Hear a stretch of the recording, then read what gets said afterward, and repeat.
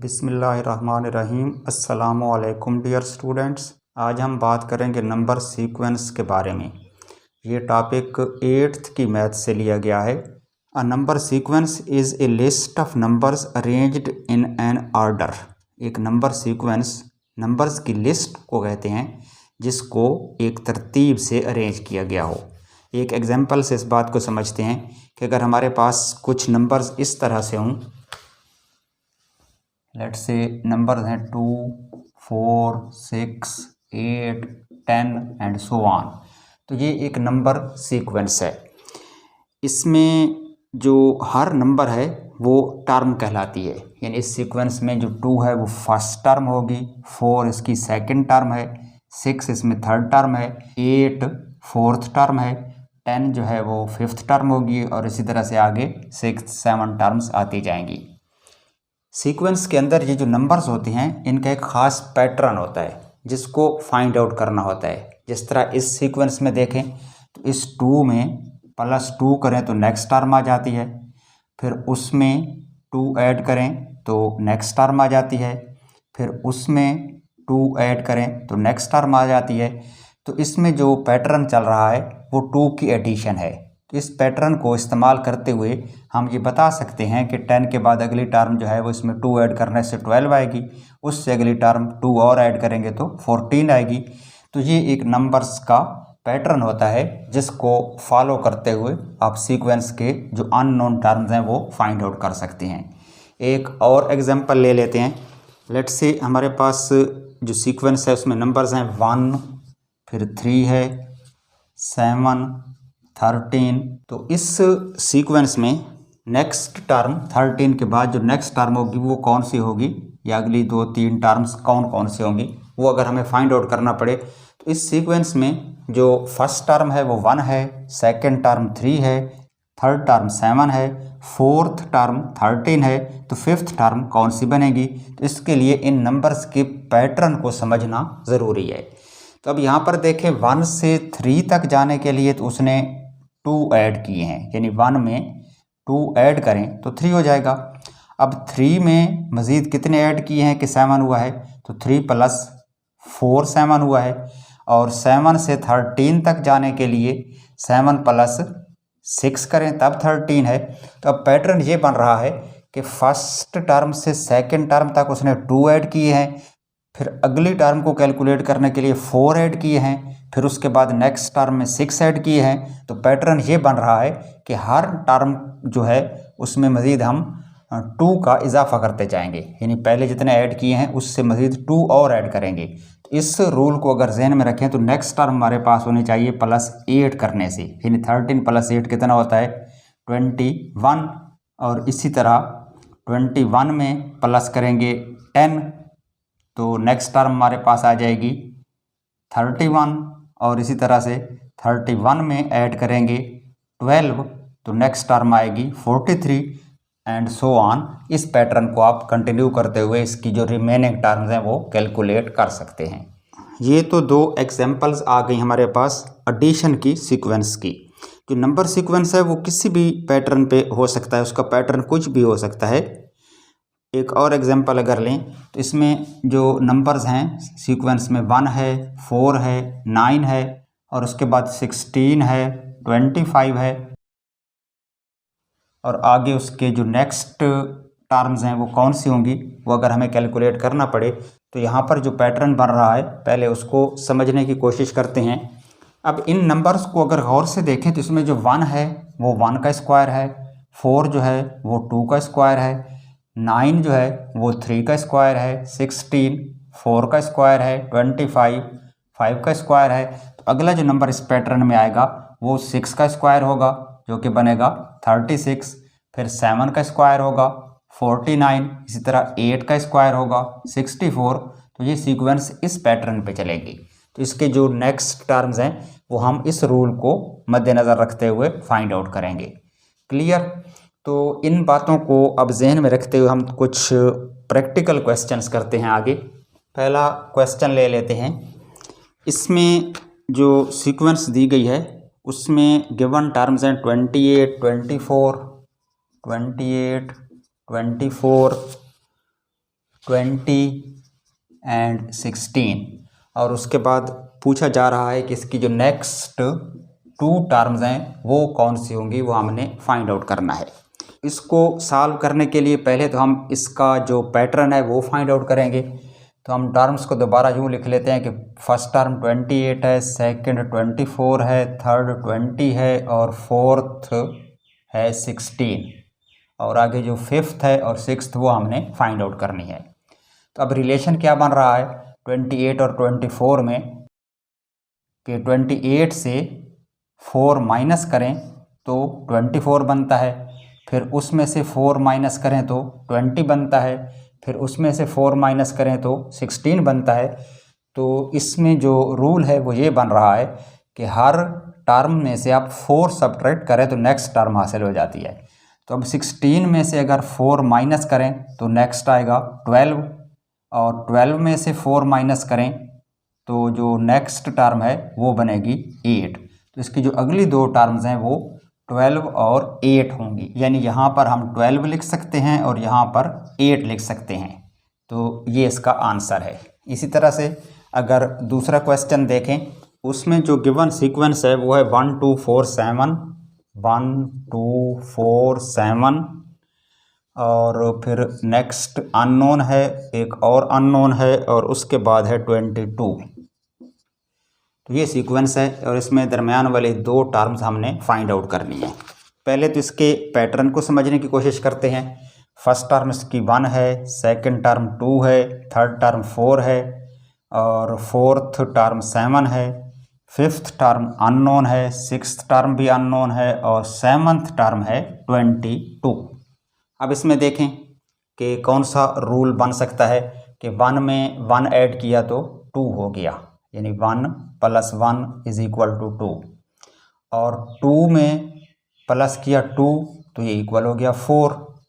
अब 4 में उसने प्लस किया है 3 ऐड किया है तो 7 हो गया।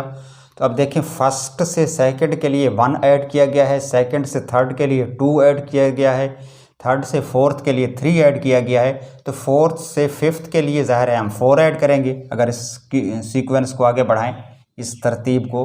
तो रूल ये बन रहा है कि फोर्थ से फिफ्थ के लिए 3 की बजाय हम 4 ऐड करेंगे। तो 7 + 4 इसको 11 होना चाहिए, और उससे आगे हमें 5 ऐड करना पड़ेगा। तो 11 + 5 करें तो 11 + 5 कितना होगा 16 होना चाहिए, और उससे जो नेक्स्ट टर्म हासिल करनी है उसके लिए 5 की बजाय हम 6 ऐड करेंगे। तो नेक्स्ट टर्म फिर 16 + 6 22 होगी। तो इसका मतलब है कि ये जो हमने पैटर्न फाइंड आउट किया ये बिल्कुल ठीक है। हमारी जो अननोन टर्म्स हैं वो एक 11 है और दूसरी 16 है। तो यहाँ पर 11 और 16 आएगा, क्योंकि लास्ट टर्म फिर 22 बन रही है इसी पैटर्न पे। क्लियर। नेक्स्ट है जी तीसरा क्वेश्चन। इसमें जो सीक्वेंस दी गई है 77, 66, 55, फिर उसके बाद अननोन है, फिर 33 है, 22 है और एक और टर्म हमने फाइंड आउट करनी है। तो इस सीक्वेंस में भी देखते हैं कि कौन सा रूल इस्तेमाल किया गया है या कौन सा पैटर्न है जिस पर ये सीक्वेंस बनाई गई है। तो इसमें जो फर्स्ट टर्म है वो 77 है, सेकंड 66 है, थर्ड टर्म 55 है, फोर्थ टर्म अननोन है और फिफ्थ टर्म 33 है, सिक्स्थ टर्म 22 है और फिर सेवन्थ टर्म भी हमने फाइंड आउट करनी है। तो इसमें अगर गौर से देखें तो फर्स्ट टर्म 77 है, इसमें से 11 माइनस करें तो नेक्स्ट टर्म 66 आ जाती है, और फिर 66 में से मज़ीद 11 माइनस करें तो नेक्स्ट टर्म 55 आ जाती है। तो इसमें पैटर्न ये बन रहा है कि एक टर्म से दूसरी टर्म तक जाने के लिए 11 माइनस करना पड़ता है। यहाँ से 11 माइनस किया तो सेकंड टर्म आ गई, सेकंड टर्म से 11 माइनस किया तो थर्ड टर्म आ गई, अब थर्ड टर्म से 11 माइनस करेंगे तो फोर्थ टर्म आ जाएगी, और 55 - 11 44 होता है। 44 से 11 माइनस करेंगे तो नेक्स्ट टर्म आ जाएगी 33, और 33 से 11 माइनस करें तो नेक्स्ट टर्म 22, और 22 से 11 माइनस करेंगे तो उससे अगली टर्म आएगी 11। इस तरह से हम जो अननोन टर्म्स हैं वो फाइंड आउट कर सकते हैं पैटर्न को फॉलो करते हुए। सबसे मुश्किल काम ये होता है कि इसमें आपने पैटर्न फाइंड आउट करना है कि ये सीक्वेंस किस पैटर्न पे बनाई गई है। अब इस सीक्वेंस में ये वाली जो अननोन टर्म है वो 55 के बाद है और हमें पता चल गया है कि 55 के बाद तो 44 है, तो यहाँ 44 आएगा। और 22 के बाद वाली टर्म है 11, तो यहाँ पर 11 आएगा। क्लियर।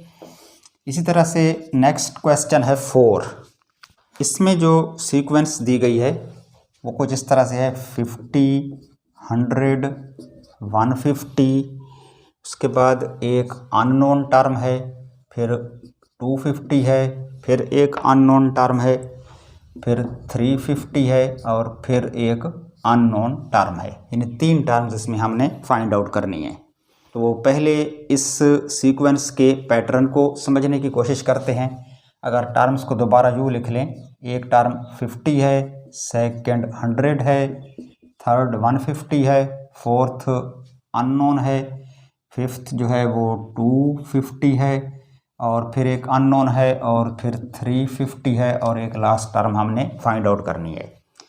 तो इसमें फर्स्ट टर्म और सेकंड टर्म में देखें तो 50 से 100 करने के लिए 50 को ऐड किया गया है, यानी फर्स्ट टर्म में 50 ऐड करें तो सेकंड टर्म आ जाती है, सेकंड टर्म में 50 ऐड करें तो थर्ड टर्म आ जाती है, यानी 100 + 50 150 हो जाएगा।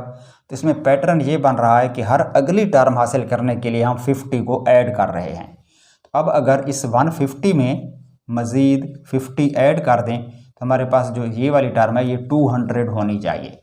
150 + 50 200, और इस 200 में ऐड कर दें मज़ीद 50 तो नेक्स्ट टर्म 250 आ जाएगी, और उस 250 में अगर ऐड कर दें 50 तो नेक्स्ट टर्म जो आएगी वो यहाँ पर 300 होनी चाहिए, और फिर इस 300 में मज़ीद ऐड करें 50 तो नेक्स्ट टर्म 350 होगी, और 350 में अगर ऐड करें मज़ीद 50 तो ये हो जाएगी 400। तो ये लास्ट टर्म है इसकी फिर 400 बनेगी। तो अब इसमें जो तीनों अननोन टर्म्स हैं वो हमने फाइंड आउट कर लिए हैं। 150 के बाद 200 आएगी, यानी ये वाली टर्म 200 है, 250 के बाद वाली टर्म 300 है और 350 के बाद वाली टर्म 400 है।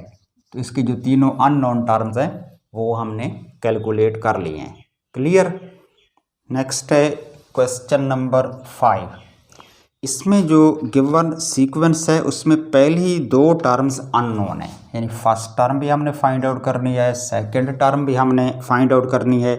उसके बाद उसने टर्म बताई है 243 है, नेक्स्ट टर्म है 81, फिर 27 है, और 27 के बाद नेक्स्ट टर्म फिर अननोन है, उसके बाद एक टर्म 3 है, और 3 के बाद एक और टर्म है जिसको हमने फाइंड आउट करना है। यानी इस सीक्वेंस में 4 टर्म्स हमने मालूम करनी है और दरमियान वाली कुछ टर्म्स दे दी गई हैं। तो अब जो टर्म्स हमें दी गई हैं इन टर्म्स से हमने रूल फाइंड आउट करना है या पैटर्न फाइंड आउट करना है कि किस पैटर्न को फॉलो करके ये वाली सीक्वेंस बनाई गई है। तो अगर हम दोबारा इसको लिख लें कि ये वाली टर्म अननोन है, ये वाली भी अननोन है, नेक्स्ट टर्म है 243, उसके बाद है 81, उसके बाद है 27, फिर एक अननोन है, फिर 3 है और लास्ट टर्म भी हमने कैलकुलेट करनी है। तो अब इसमें ये जो 3 कंसेक्यूटिव टर्म्स दी गई हैं 243, 81 एंड 27, इन्हीं में से हमने रूल जो है वो फाइंड आउट करना है। तो अब इनमें जो रिलेशन है उसको अगर गौर से देखें, एक चीज़ हमें समझ आती है कि 27 को अगर 3 से मल्टीप्लाई करें तो 81 बनता है, या 81 डिवाइडेड बाई 3 करें तो 27 आता है। अगर इस तरफ चलेंगे तो 27 मल्टीप्लाई बाई 3 करें तो नेक्स्ट टर्म आ गई 81। अब अगर 81 को मल्टीप्लाई करें 3 से, अब यहाँ पर एडिशन सब्ट्रैक्शन नहीं हो रही, मल्टीप्लिकेशन हो रही है। 27 को 3 से मल्टीप्लाई किया 81 को 3 से मल्टीप्लाई किया तो 3 1 जार 3 और 3 8 जार 24, 243 हो गया। तो अगर यूँ चलेंगे तो 3 से आप मल्टीप्लाई करेंगे और अगर इधर चलेंगे तो 3 से डिवाइड करेंगे, यानी 243 डिवाइडेड बाई 3 करेंगे 81, 81 डिवाइडेड बाई 3 करेंगे 27 और 27 डिवाइडेड बाई 3 करेंगे तो 9 आएगा। 9 मल्टीप्लाई बाई 3 27 और 27 डिवाइडेड बाई 3 9 और 9 डिवाइडेड बाई 3 करेंगे तो 3 आएगा और 3 डिवाइडेड बाई 3 करेंगे तो 1 आएगा। चूँकि 1 मल्टीप्लाई बाई 3 होता है या 3 1 जार 3 होता है, तो 3 डिवाइडेड बाई 3 करें तो आंसर 1 आएगा। तो ये वाली टर्म 1 बनेगी, ये वाली टर्म 9 बनेगी और ये वाली जो दो टर्म्स हैं इनके लिए हम सीक्वेंस को लेफ़्ट साइड पे बढ़ाएंगे। तो लेफ़्ट साइड पे जाने के लिए हमें मल्टीप्लाई 3 से करना पड़ता है, यानी 27 मल्टीप्लाई बाई 3 81, 81 मल्टीप्लाई बाई 3 243। अब 243 मल्टीप्लाई बाई 3 करेंगे तो ये वाली टर्म आएगी। तो 243 को 3 से मल्टीप्लाई करें तो 3 3 जार 9, 3 4 जार 12 और 3 2 जार 6 प्लस 1 7। ये टर्म बनेगी 729 और इसको मज़ीद मल्टीप्लाई 3 करेंगे तो नेक्स्ट टर्म आएगी, यानी इसको 3 से मल्टीप्लाई करें तो 9 3 जार 27, 3 2 जार 6 प्लस 2 8 और 3 7 जार 21। तो ये जो टर्म है ये बनेगी 2187। तो फर्स्ट टर्म इसमें 2187, सेकंड टर्म 729, ये जो दोनों अननोन टर्म्स थी। तो यहाँ क्या लिखेंगे 2187, सेकंड टर्म 729, फिर 243, फिर 81, फिर 27 के बाद ये वाली टर्म 9 है, ये 3 है और ये 1 है। क्लियर। अब अगर यहाँ से आप फर्स्ट टर्म डिवाइडेड बाई 3 करें तो सेकेंड टर्म आ जाएगी, सेकेंड टर्म को 3 से डिवाइड करेंगे तो नेक्स्ट टर्म आ जाएगी, इसको डिवाइडेड बाई 3 करेंगे तो ये वाली टर्म आ जाएगी, 81 डिवाइडेड बाई 3 करेंगे तो नेक्स्ट टर्म आ जाएगी। इसमें जो पैटर्न है वो ये चल रहा है कि जिस टर्म को भी आप डिवाइडेड बाई 3 करेंगे तो उससे अगली टर्म आपको हासिल होगी। क्लियर। नेक्स्ट है जी क्वेश्चन नंबर 6। इसमें जो सीक्वेंस दी गई है इसमें भी पहले दो जो टर्म्स हैं वो अननोन हैं, यानी हमने फाइंड आउट करनी है। उसके बाद 11 17 है, 24 है और 24 के बाद एक अननोन है, फिर 41 है और लास्ट टर्म है 51। तो इसमें 3 टर्म्स हमने फाइंड आउट करनी है इस सीक्वेंस में। पहले समझने की कोशिश करते हैं कि इस सीक्वेंस में किस पैटर्न को फॉलो किया जा रहा है। तो टर्म्स को अगर दोबारा यूँ लिख लें, फर्स्ट 2 टर्म्स तो अननोन हैं, उसके बाद थर्ड टर्म है 11, फोर्थ टर्म है 17, फिफ्थ टर्म है 24, सिक्स्थ टर्म फिर अननोन है, सेवन्थ है 41 और एट्थ है 51। इसमें ये जो दरमियान वाली 3 कंसेक्यूटिव टर्म्स हैं इसमें से पैटर्न को फॉलो करने की कोशिश करते हैं।